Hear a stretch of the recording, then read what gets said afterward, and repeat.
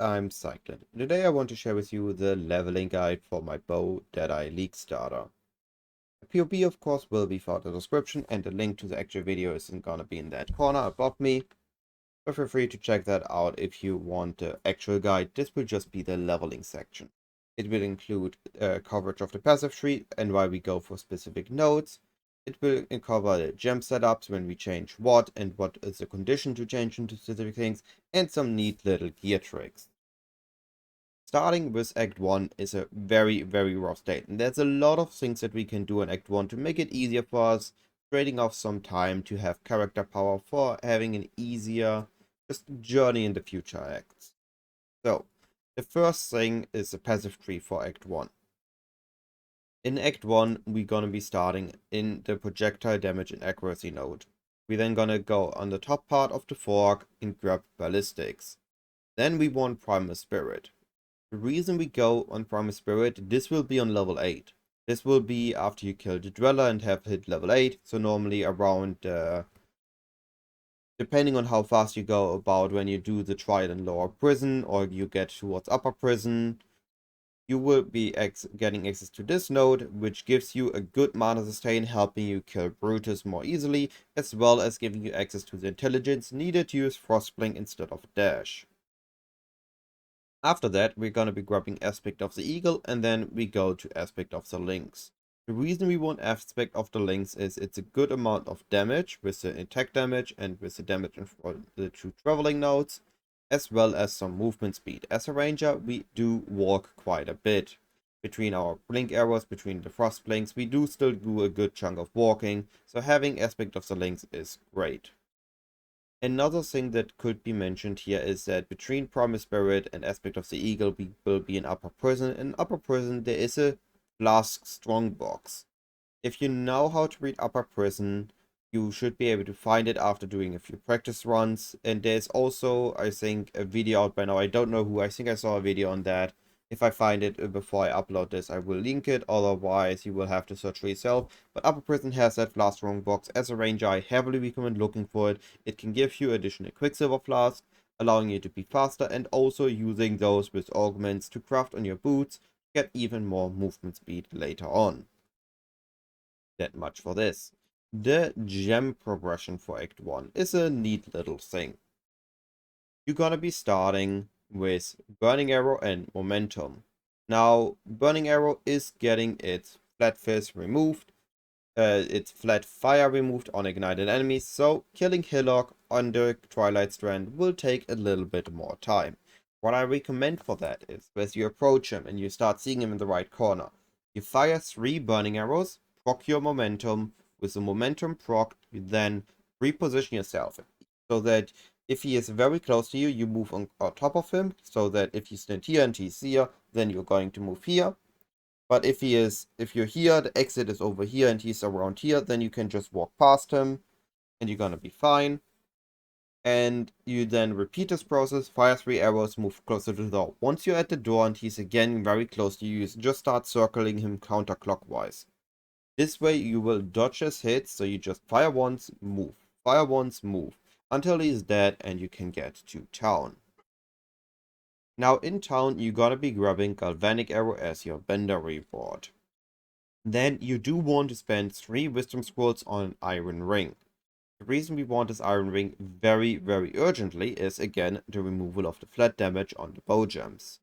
So this Iron Ring will give a significant damage boost in the first stages of Act 1. If Nessa is not offering Iron Ring at all, or only for alterations, alchemies or whatnot, I actually recommend making a mule. If you aren't pushing for like the most insane League start time ever, make a mule, make it maybe a Templar, a Witch, or something that can kill Hillock fast that actually still does damage. And just get yourself 3 additional Wisdom Scrolls, check the vendor for an Iron Ring, and buy it with that.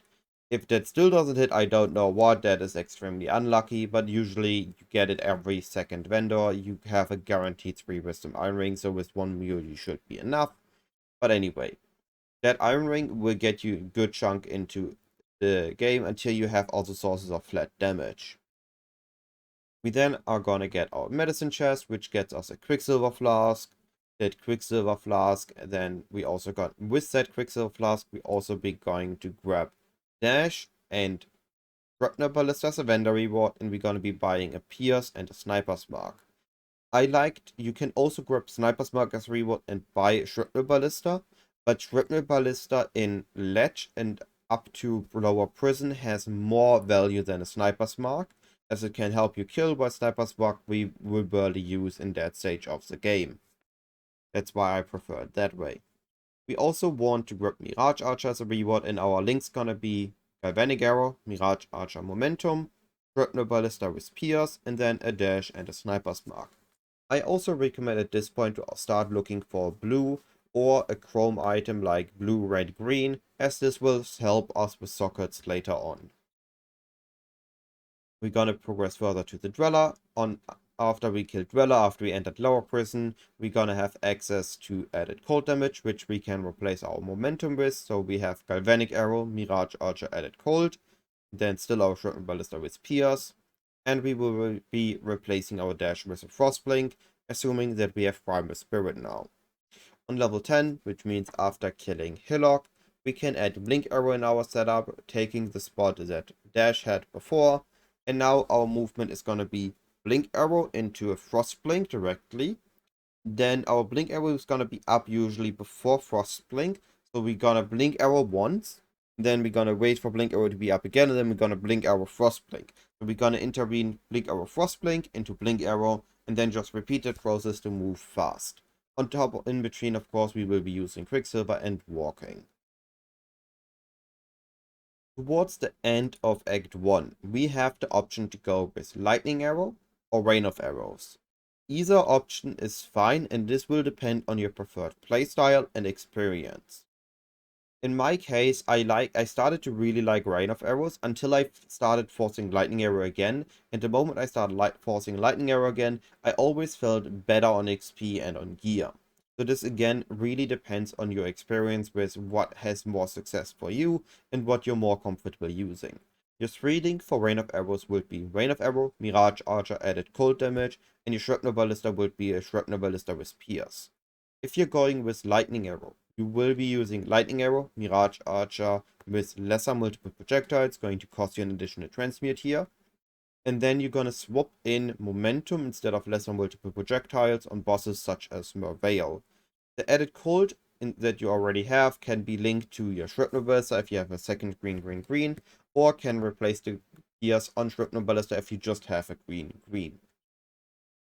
It is very important to note that if you're going with Rain of Arrows, do not swap Rain of Arrows in until you're on Merveil.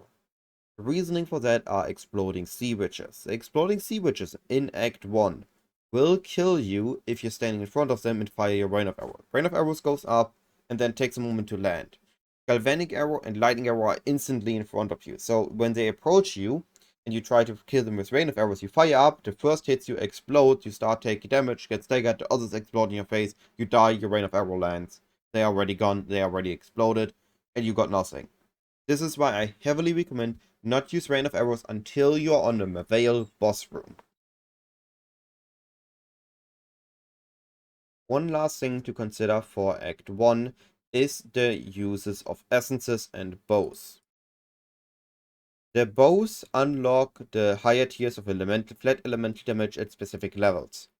If you can, which next league might be a bit rough, but if you can get 2 iron rings and a short bow or a long bow before Brutus, you can keep your essence that you're going to be guaranteed dropping from the Dweller until you're at the end of Act 1. If you use it on a level 12, 13 or 14 base, you have at level 11 you get T9 flat cold damage, at level 12 you get T9 fire damage, and at level 13 you get T9 lightning damage. This is a significant jump from the initial T10 flat damage, which are in the single number range, while the T9s are already going up to 20 or 30. So there's a significant boost in damage if you can raid with the essence to throw in those, or if you get a second essence. If you really need damage, use whatever essence you get on your bow after killing Dweller, but at least make it a short or a long bow.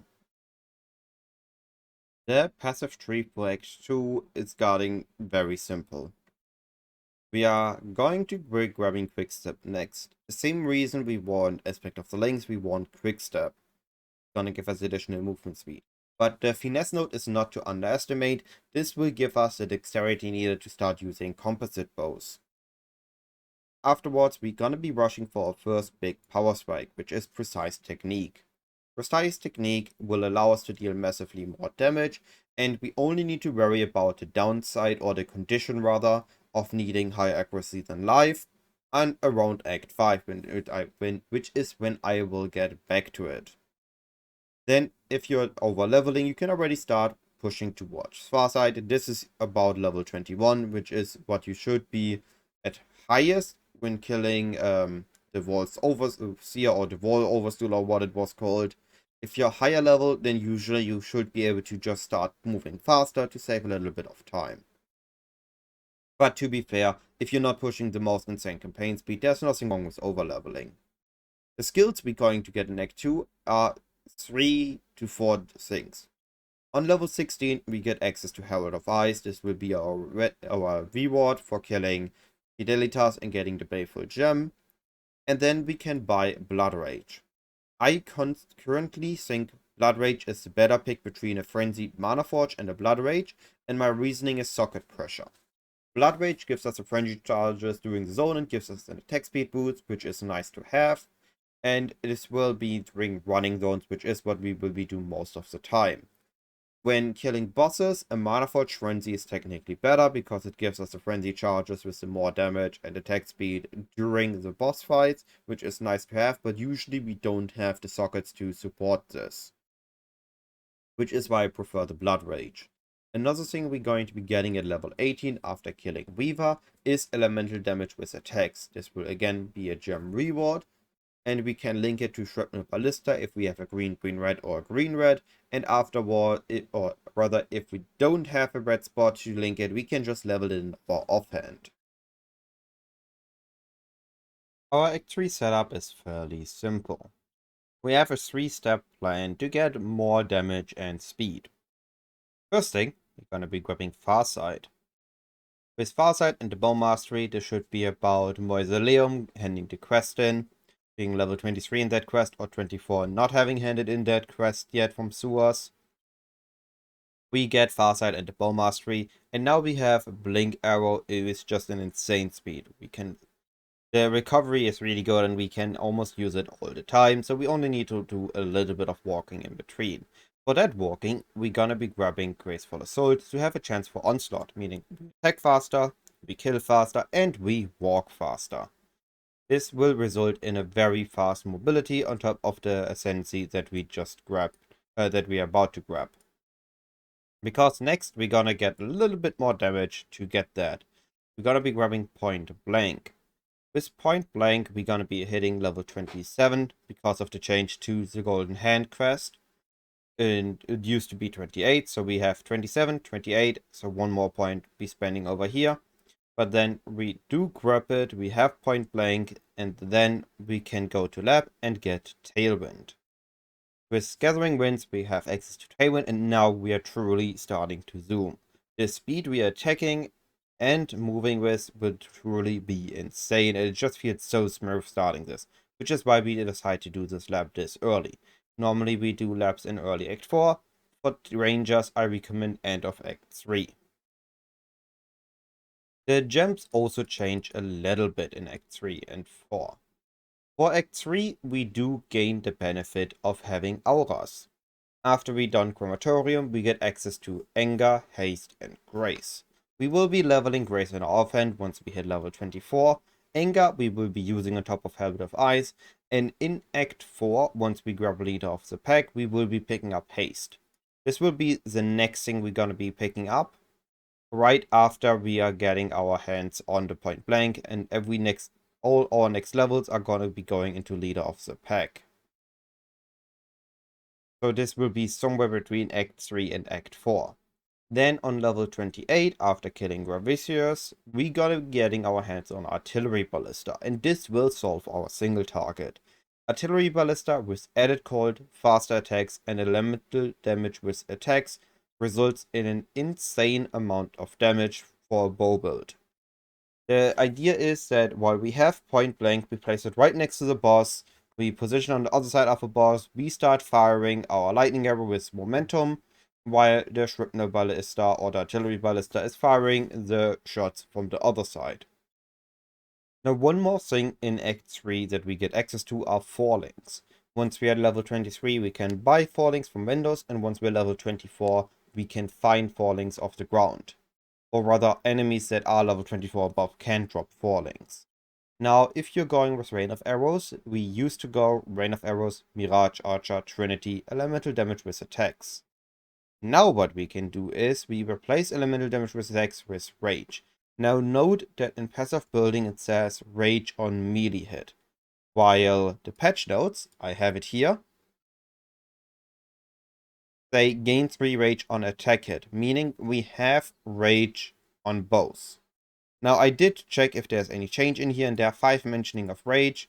One is Cleave of Rage, another one is Cleave of Rage, one is Barrage, and the last one is also Cleave of Rage.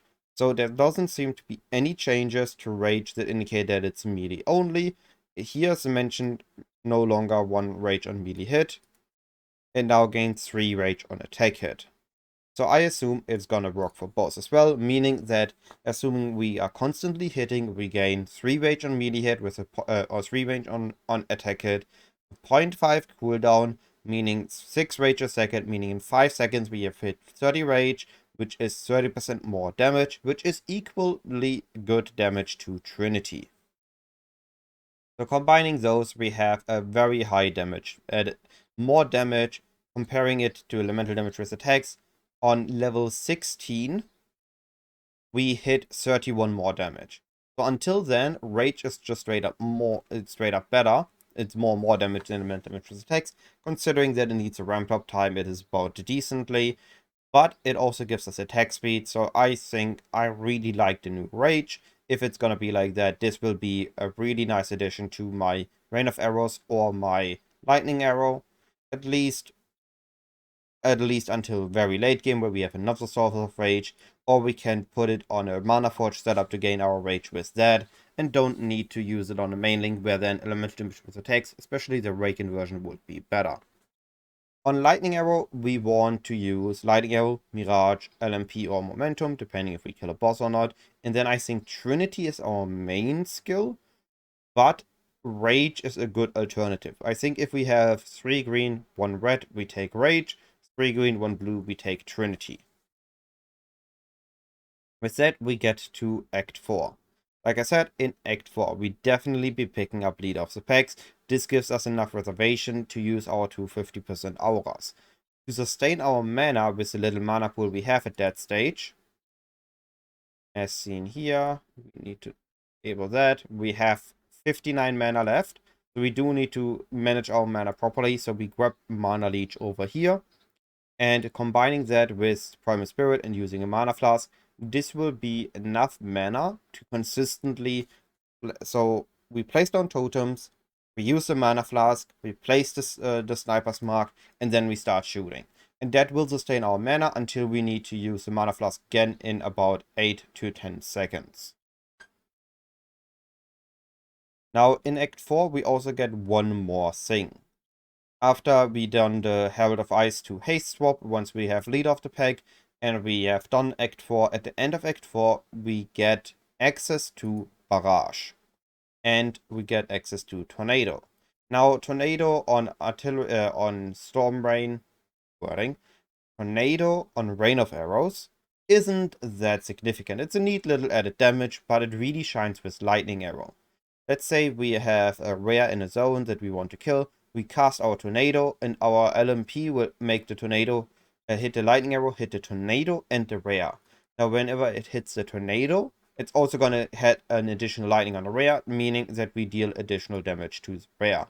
Later on, when we have something like Pierce, we can get the same effect on a single enemy. For the passive tree on level 5, leading up to Act 4, we want to grab the weapon elemental damage with status Iron Chance and getting Primal Force. This will be about the end of Act 5.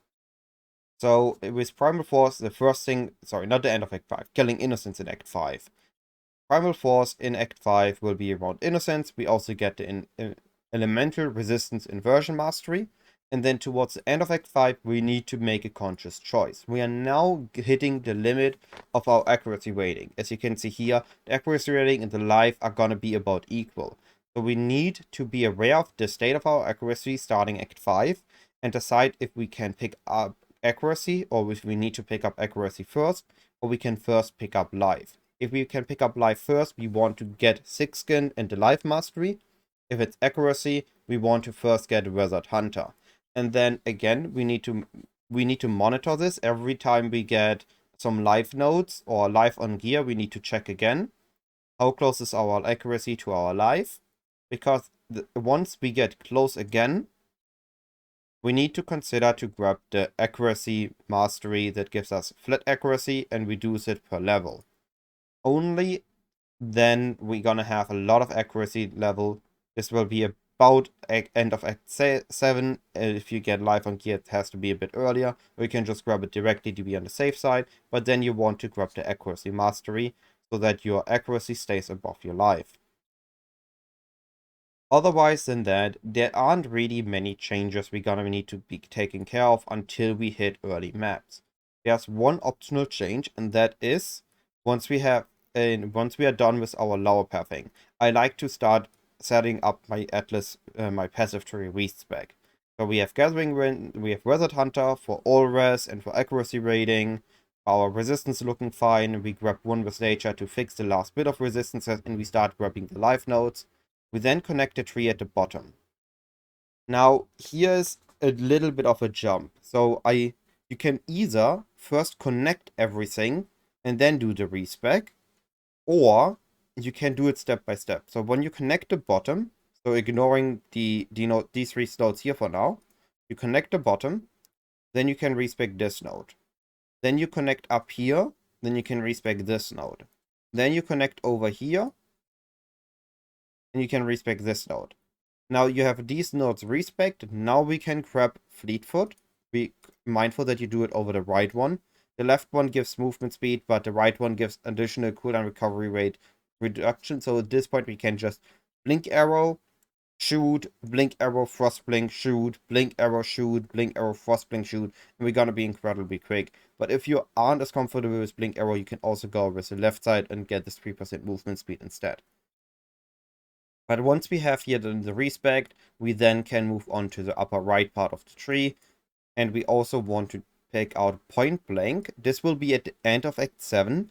Once we have unlocked the Temple of Decay, we want to do our second lab. With the second lab, we want to pick up Far Shot. Once we have picked up Far Shot, we then gonna no longer hit damage from up close, but from as far away as possible. So once we have connected our tree here, once we have picked up Fleetfoot and we have done the respecking, we're gonna be good to go. Quickly fix this so it is as intended. The respecking afterwards should look like this. We no longer have Point Blank. We have our connection down here. We still have all the nodes on this cluster because it's just very powerful nodes during campaign. And then we start moving up here. And now we're gonna be going up to Clever Thief and Blood Drinker. You can make a choice here. It is very important that you are aware of this choice. If you're really doing good on live, are really comfortable and confident on your bow build, you don't need to rush these. You can first pick up Multi-Shot and Master Fletcher for additional projectiles to just get more coverage and more XP. I like to just first go up, get this life and mana on hit. Then I'm going to respec this Mana Leech node and pick up Clever Thief. So now I have Life Leech, Mana Leech, Life on hit, Mana on hit. And then I pick up more life because I just want to have a little bit more life pool. And then I go and start picking up Multi-Shot. And afterwards, I'm going to be picking up Pierce. 6 parts of my tree because this is towards the end. This is the end of campaign. We do the third lap in Act 10. We get endless munitions. We grab a little bit more life so we don't always get one shot. And then we grab 1 pierce on the tree if we don't have a penetrating arrow quiver. And then finally I grab the second +1 projectile. I start to get my masteries, such as the bow mastery. I fix the accuracy mastering if I don't have it yet. I can grab long shot. And then I start to go for forces of nature. Now, we are now in maps. I assume at level 75 about, you are able to do your final lap to get focal point, which gives us increased mark effect, and the mark can jump. And then we just got grabbing quality of life nodes that aren't scaling with crit. So we pick up things like mark the prey.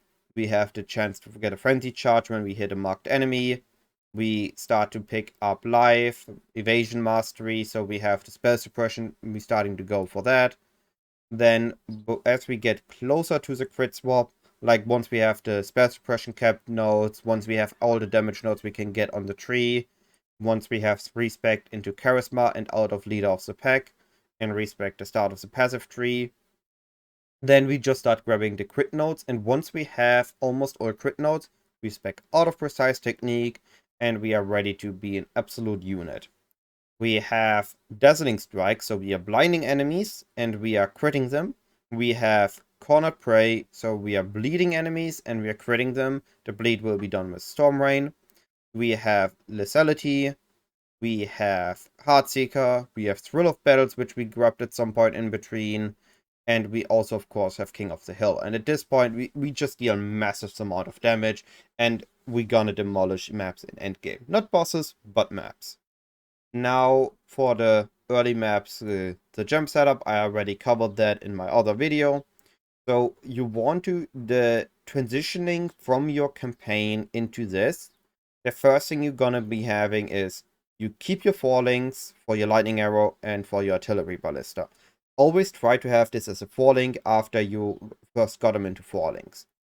Those items will be a bit harder to replace, but eventually we're gonna find better bases. We then want to focus on setting up a proper sniper mark on hit, adding life tap to it, and we're gonna start setting up a Mana Forged Frenzy, or once you are on crit, once you have cornered prey, a Mana Forged Storm Rain. We keep our aura socketed somewhere, and we have our utility gems, which later on gets replaced with an automated steel skin. This you can replace the moment you feel that you need the defenses. I usually only feel that starting in higher end merit maps. Early on I'm doing fine. Up to like level 85 I'm barely dying in maps. But yeah, that much about the leveling progression. Now let's talk a little bit more about gear. I talked about it, I think, a decent chunk for Act 1. In Act 1, we now know the tricks with the iron rings when we want to use essences. For after that, I think outside of trying to force a 3 green for your main link, your ballistas can always drop down to a 2 link if it means that you get a good rare piece of gear or a bow upgrade. So keep in mind to prioritize good bows, decent quivers, and good rare items with resistances and life. Just keep in mind that whenever your accuracy drops too low, that your precise technique wouldn't be active, you do just pick up some accuracy nodes, or you pick up the increased damage here. So once we always focus on getting good or rare equipment in, so we fix our resistances, especially starting with Act 5. We want Lightning Rest kept early, we want Fire Rest kept right after Lightning Rest, and then we want to slowly start working on capping our Cold Rest. And as we approach Act 10, we start ready to start overcapping, so once we the penalty hit, we are still capped. Boots is the only thing where I wouldn't prioritize resistances and life. If it's not a 4-link and we kind of can craft movement speed on it, I would always try to force a decent movement speed boots, like 15 to 25% on boots. Keep in mind that in the upcoming league we have the gamble mechanic with Faustus. So we look to unlock him early, and whenever you stack up a decent amount of gold, go into your hideout after you invited Faustus there and try to get a bow upgrade from him if essences or just random drops aren't on your side. All that being said, the video has been way more longer than enough. It has been way more recording attempts than needed, so I will end it here. If any questions, as usual, comment section, Discord, DMs, or on the server, or live on Twitch. I'm always open to answer questions. I will try to reply as fast as possible. That being said, have a wonderful day, and I'll be seeing you either live on Twitch or my next video. Goodbye.